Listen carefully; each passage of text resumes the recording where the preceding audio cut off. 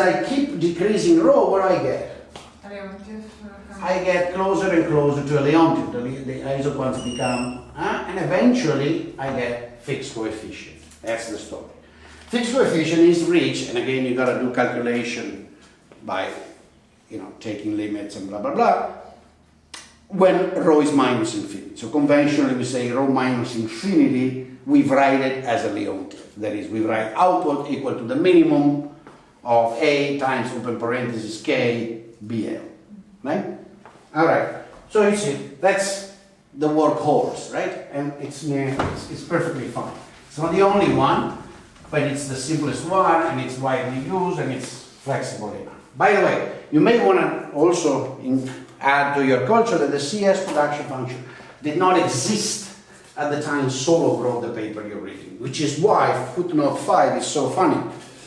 And it has a strange formula with square roots and all kind of crap.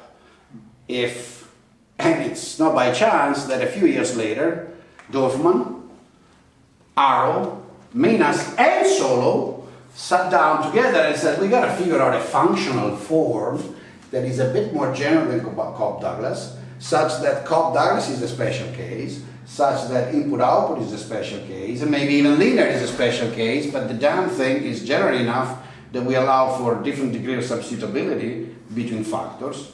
By the way, you can write that with 72 million factors, right? It's not restricted to capital and labor.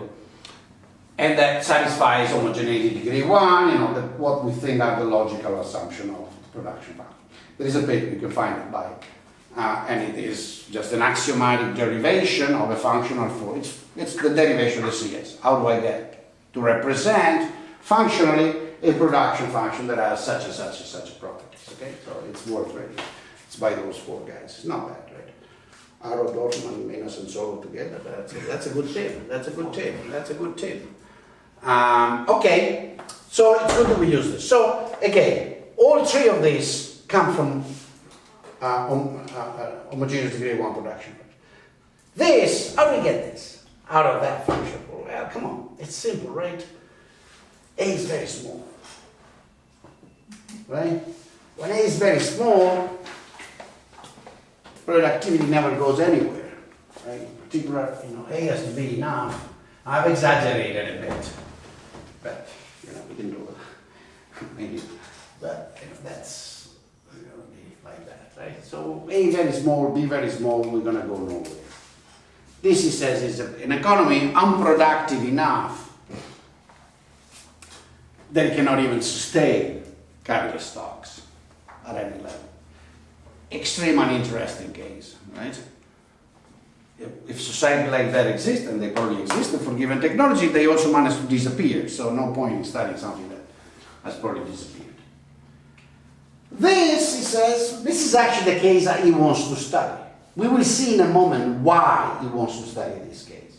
Because there's a huge misconception of what Solo was doing in that paper. And not the Solo misconception that he knew what he was doing. But people tend not to understand what he was doing. So we should understand why, in describing these 3 cases, he goes for this.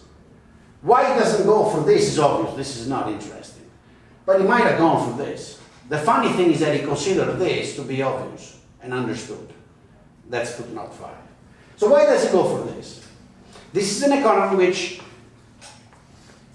there's enough productivity, so for a whole range of capital stock per capita, you can produce more than that, which means that capital stock is sustainable. Remember that how I define it, right? That's plus depreciation, which means the net output is such that I can consume a bit, replace depreciation, and add a little bit extra, okay? Up to a point. At this point here, total output is, including depreciation, undepreciated capital, is exactly equal to the previous capital stock. So essentially net output is equal to the depreciation of the stock. More than that I cannot sustain. And even that, if I sustain that, I'm actually consuming 0. So people will most likely not choose to go here, because what's the point of going there? If you go there, you just work to keep capital stock constant, you never eat. That's not funny. Right? You might decide to go for, right? He says, that's what I want to study, okay? He wants to study that, because he wants to study an economy in which there is a steady state. A constant level of output per capita, capital per capita, consumption per capita. Because he's debating people that say that steady state under competitive condition will not be reached or is not stable. As soon as you move away from it, it's a disaster. Okay, we'll see that, why he's debating that. But that's why he picks that. So what is this that he resolves with a footnote? What case is that? And how does it obtain with our production function that we have there? Have you ever been faced with this? Come on, somebody must have the paper and go to footnote 5. What does footnote 5 say? Let's read it aloud. It's not Adobe. Yeah, it's Adobe, but they don't have that copyright restriction anymore. Maybe it's the sixth. I think it's 5. Because the 5 is just, this seems to contradict a theorem in Solo Samuelson. Instead, in the 6th, there is the equation with the square root that you mentioned before. So maybe... I am getting so old. No. But here we just assume A is constant. 6. I am so old and Alzheimer-like. It's... We're just assuming that A is constant and it cannot grow right now. Huh? We are assuming that A is constant. Oh, it is a constant. Cannot Oh, it's a grow. constant. Cannot Yeah. grow technology. So what is that footnote 6, I stand correct, says? Oh, read it out loud. The equation of the first might be S1 F1 R1 equal to NR plus square root of R. So he says this could be equation like n times r. He has a terrible notation. You don't mind we've read in our notation, right? It means b or a, capital A, times xt plus square root Of R, so XT. xt. Right? So what is that he has here? Look at that equation.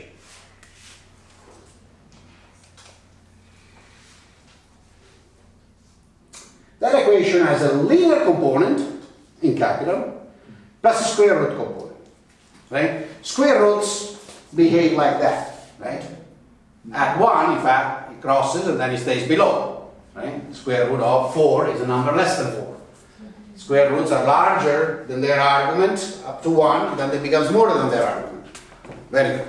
So, basically, this as a marginal productivity, this component that goes to To a bound. 0, no, Yes, it's 0. but the bound is the Okay. other one. This component, the square root component, vanish, right? If that was the only component, that's only decreasing return, and as x grows, the marginal productivity becomes smaller, smaller, smaller, eventually 0.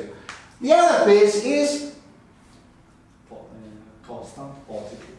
the other piece has a marginal productivity that is positively constant and According to which one?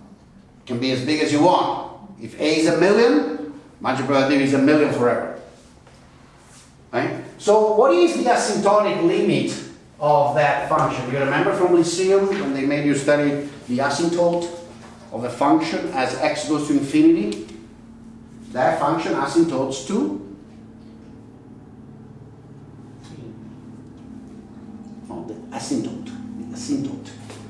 You know, remember the asymptote of a function? Yeah, they must have studied. They must have teach that on Lyceum. If they don't, then that's one thing they should. It's AX! Right? It's asymptoting to AX. Its derivative is going to A. Right? So it's in the area, it's landing, basically. That function lands on AX asymptotically. In AX, if A is larger than 1, is something that stays above the 45-degree line. What does it mean? Growth forever. Growth forever. Exactly. Growth forever. The technology is productive enough that it can keep producing enough output that not only you replace the depreciated capital, no matter how big it has become, no matter you have something to consume, but you can keep adding. Maybe a little bit. You know, A could be close to 1.000000003, so asymptotically you're actually adding really very small amount. Doesn't really matter. That's an empirical matter, right? We're talking about what theory restricts, what theory does not restrict, what theory allows, what theory does not allow. Bob Solow in 1956 knew that within the context of a classical, neoclassical model with constant technology,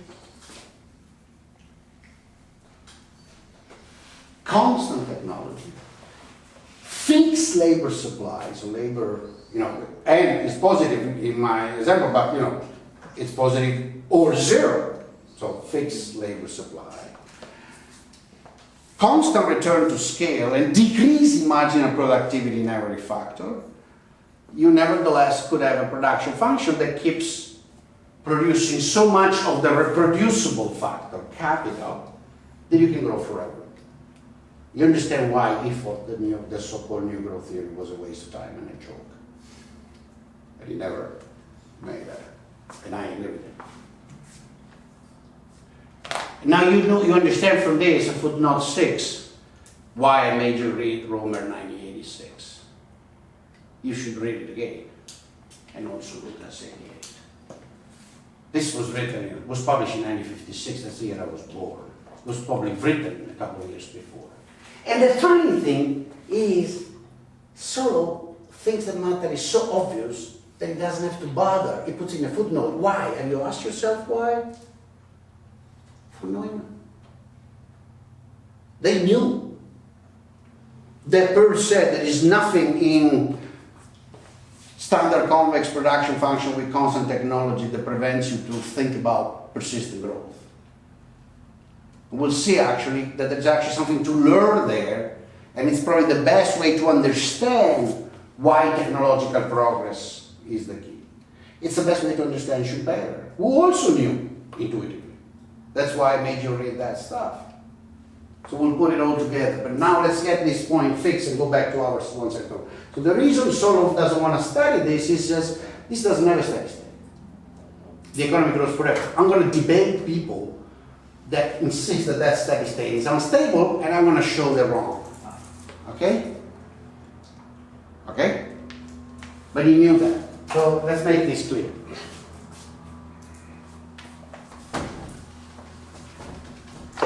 So we're going to use that case, and by using that case, by the way, let's do a little homework, so I save some time. Study that function I wrote, that CS, A times, right? And figure out the parameter restriction on A and rho, okay, to get case 3 and case 2. Forget about case 1. Okay?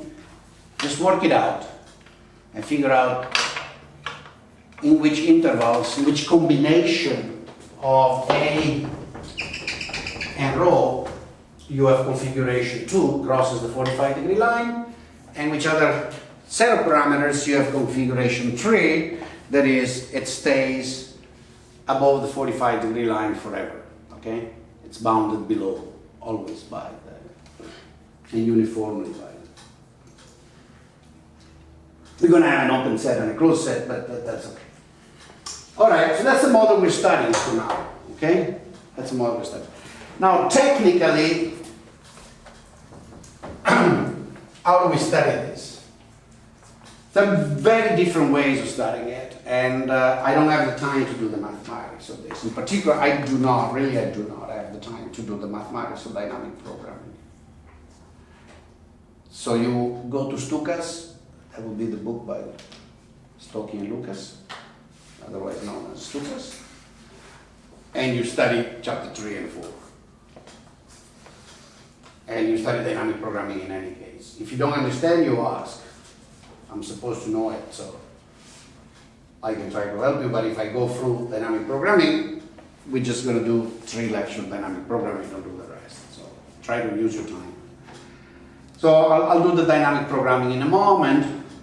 The classical way of studying this was the Euler equation. Okay? So first of all, people made assumption. Assumption the assumption was there exists an x bar such that f of x larger than x for all x's between 0 and x bar, f of x bar equal x bar, and f of x bar less than, f of x less than x for all x is larger than x bar. Okay? So that's the assumption we make, right? So x bar is going to be the upper bound, and we're going to just study the dynamics of this thing in a square, 0x bar cross 0x bar. Okay, that's the state space. Let's use a bit of terminology. That's the state space, right? The system is going to be described by capital stocks navigating in that state space. It's a square in R2. Again, the model is much more general, but the introductory model is like that. All right? So the first approach is the Euler equation, and the first approach says, what do we kind of think of? We basically observe that as long as utility function is monotone, we will always be using all output. Hence, the restriction here will be satisfied with equality. In fact, I already wrote with equality. If I want to be formally correct, I should write it as an inequality. You may throw away something like that. So, given that it's satisfied with as an equality, I can write this in the so-called reduced form. Right? People maximize the utility of f of xt minus xt. Right? That becomes a lot simpler. There is this, right? And the restriction xt plus 1 less or equal than f of xt and larger than 0. Right? That's the restriction on the state space. Right?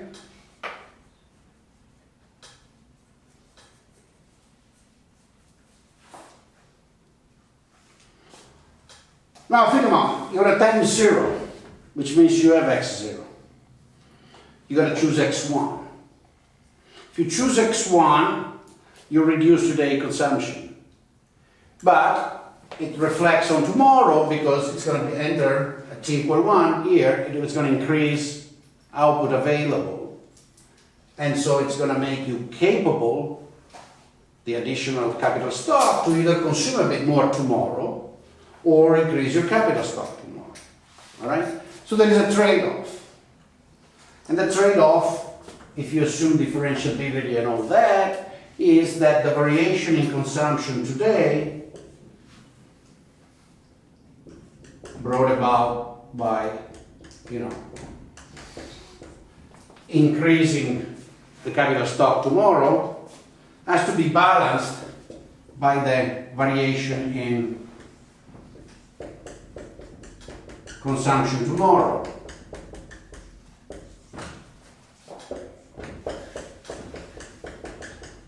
All right?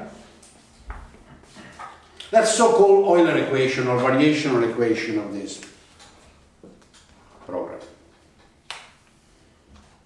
Right? You understand the meaning of it. It's basically the same one I wrote before. Marginal utility of consumption tomorrow equal discounted marginal utility of consumption today, discounted consumption tomorrow, multiply rate of return on investment tomorrow, right? It's just expressed in one single variable. Now here we can go technical and we can stay non-technical. You should go technical in your studying, definitely. That's why you have, and if you don't understand, ask.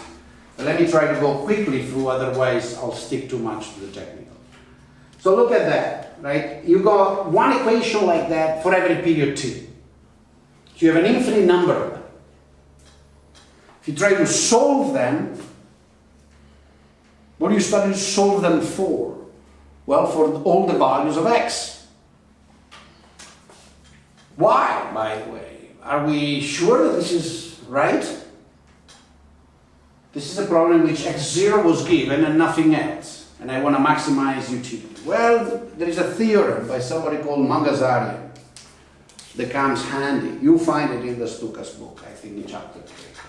Now that I am confusing numbering, maybe chapter 4 or 2, you know. I screwed up on footnote 6, I might as well screw. But I think it's, anyhow, the theorem, you should read the theorem and then try to prove it yourself. It's very elegant, very simple, and you should be able to prove it yourself. The theorem states the following.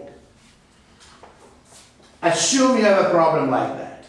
In fact, Mangasarian studies a much more general problem.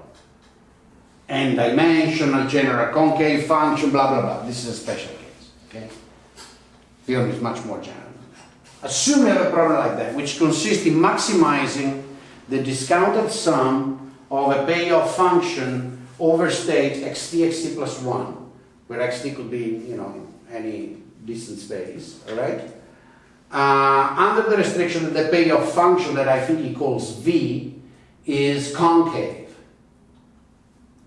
jointly in the two variable and in each one. And I don't remember if he actually assumed, because it's not needed,